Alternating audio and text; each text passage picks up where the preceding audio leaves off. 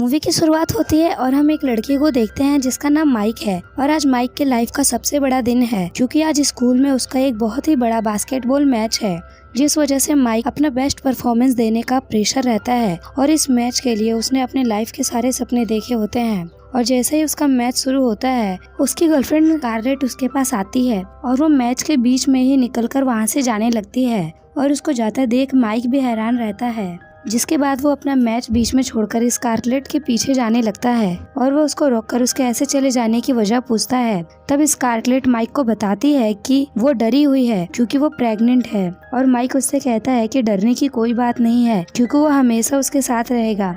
और ये कहकर माइक अपना मैच छोड़कर स्कारलेट के साथ वहाँ से निकल जाता है। अब कहानी 20 साल के बाद दिखाई जाती है और हम देखते हैं कि माइक 37 साल का हो चुका है। पहले के लिए गए फैसले पर वह रोज अफसोस करता है क्योंकि बास्केटबॉल के अलावा माइक का किसी भी काम में मन नहीं लगता था। और इसके अलावा वो जिस कंपनी में काम करता था वहाँ दिन रात मेहनत करने के बाद भी उसकी कोई रिस्पेक्ट नहीं करता। और घर में भी उसके दोनों बच्चों को उसके होने या ना होने से कोई फर्क नहीं पड़ता। और स्कारलेट के साथ उसके रिश्ते पर भी मंडरा रहा होता है क्योंकि परिवार पर ध्यान न देने की वजह से स्कारलेट उसको तलाक देने वाली होती है, जिसकी वजह से माइक की जिंदगी बर्बाद हो चुकी है। अब एक दिन माइक अपने बच्चे एलेक्स और मैगी को उस स्कूल से पिकअप करने के लिए जाता है, तो वहाँ पर उसको अपने टाइम की फोटो लगी हुई दिखती है जब स्कूल बास्केटबॉल टीम में था, जिसको देखकर वो मन ही मन बहुत ज्यादा खुश होता है। तभी उसके पास एक साफ सफाई करने वाला बूढ़ा आदमी आता है और कहता है कि वो आज भी अपने पास्ट में लटका हुआ है। तब माइक उससे कहता है कि वही एक समय था जब उसको अपने ऊपर नाज था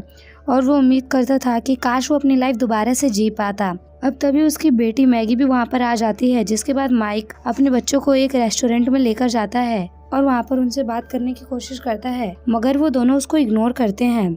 अब जब माइक वापस जब घर आता है तब स्कारलेट और उसके बीच में लड़ाई हो जाती है, जिसकी वजह से वो खुद को कोसने लगता है, जिसकी वजह से परेशान होकर माइक अपने एक दोस्त से मिलने के लिए निकल जाता है जो कि थोड़ा साइको है मगर वो काफी ज्यादा अमीर है।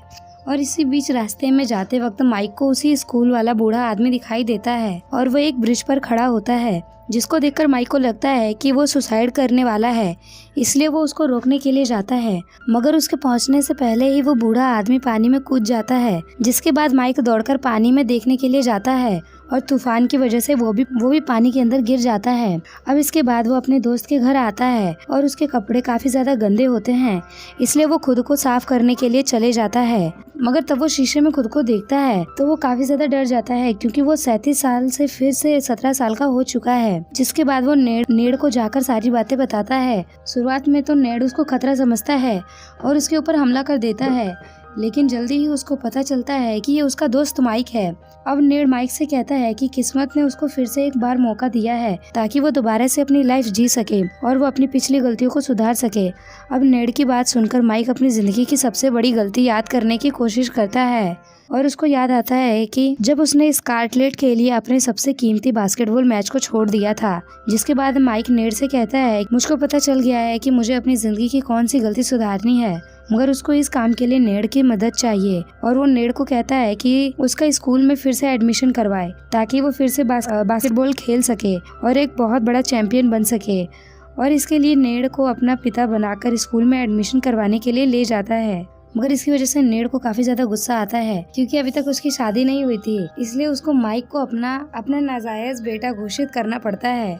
मगर नेड का मूड तब बदल जाता है जब वो उसके स्कूल की प्रिंसिपल जैन को देखता है। उसको देखते ही नेड को उससे प्यार हो जाता है और वो अपना हथियार बनाता है माइक को, जिसके जरिए वो जैन तक जाएगा। इधर माइक जब पहले दिन स्कूल जाता है तो उसको पता चलता है कि उसके बच्चे बिना गार्जियंस की वजह से कितने गलत रास्ते पर हैं। दरअसल उसका एडमिशन एलेक्स और मैगी की क्लास में ही होता है और वो देखता है कि मैगी क्लास के सबसे बेकार लड़के के साथ रिलेशनशिप में है। और एलेक्स से मिलकर उसको पता चलता है कि ना तो वो स्कूल में सबसे ज्यादा फेमस है और ना ही बास्केटबॉल टीम का हिस्सा है। उसने अपने बारे में घर पर झूठ बताया था और सभी बच्चे हर वक्त उसका मजाक उड़ाते रहते थे। एलेक्स की हालत देखकर माइक सबसे पहले उसकी मदद करने का डिसाइड करता है और वो एलेक्स को बास्केटबॉल की ट्रेनिंग देने की सोचता है। और इसी बीच उसको पता चलता है कि मैगी का बॉयफ्रेंड स्टैन वही लड़का है जो उसको सबसे ज्यादा परेशान करता था और उसी वजह से एलेक्स बास्केटबॉल टीम में नहीं जा सकता क्योंकि स्टेन ही बास्केटबॉल टीम का कैप्टन है। जिसके बाद माइक सबके सामने सबक सिखाने का डिसाइड करता है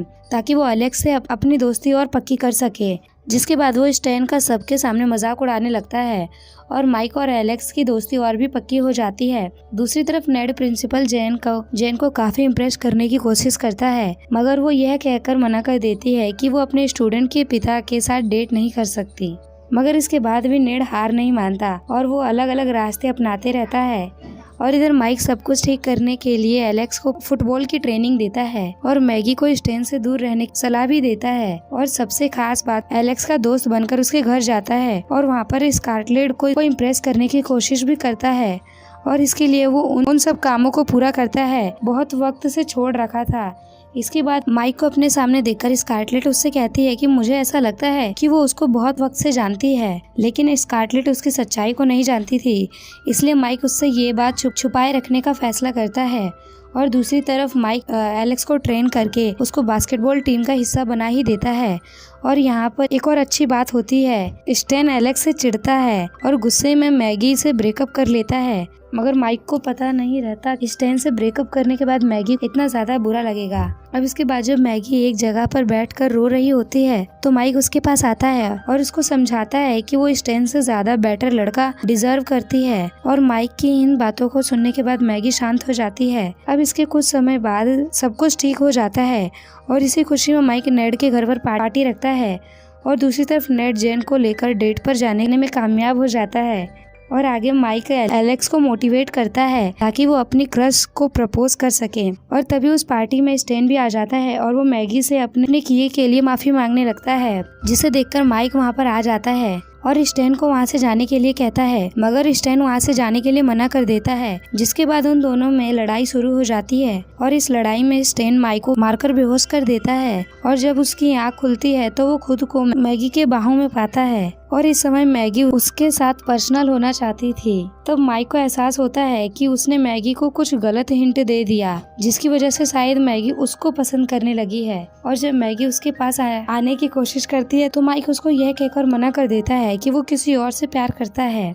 इसी बीच पार्टी में वहाँ पर स्कारलेट भी मैगी को ढूंढते हुए पहुँच जाती है और एक बार स्कारलेट को अपनी आंखों के सामने देखकर माइक खुद को रोक नहीं पाता और उसको सबके सामने किस कर लेता है। जिसके बाद स्कारलेट माइक को उसकी इस बदतमीजी के लिए सबके सामने थप्पड़ मार देती है और अब एलेक्स और मैगी भी उससे अब नफरत करने लगते हैं। अब थोड़ी देर बाद माइक को एहसास होता है कि उसकी एक नादानी की वजह से उसने अपनी पूरी मेहनत पर पानी फेर दिया और अब आखिरकार वो दिन आ ही जाता है जिस दिन माइक को कोर्ट में जाना था, क्योंकि स्कारलेट उससे तलाक लेना चाहती थी और कोर्ट के सभी लोग बड़े माइक के आने का इंतजार कर रहे होते हैं। तब माइक नेड को लेकर कोर्ट में जाता है और सबके सामने कहता है कि माइक किसी जरूरी काम में फंस गया है, जिस वजह से उसने स्कारलेट के लिए एक लेटर दिया है जिसे पढ़कर वो सभी के सामने सुनाना चाहता है। और इसके बाद माइक स्कारलेट से बहुत सारी इमोशनल बातें करता है और आखिर में यह कहता है कि माइक उससे तलाक नहीं लेना चाहता। और इतना कहने के बाद वो रोता हुआ उस लेटर को वहीं पर फेंक कर चला जाता है। और उसके जाने के बाद स्कारलेट उस लेटर को उठाती है और वो देखती है कि वो कोई लेटर नहीं था बल्कि वो उस कोर्ट का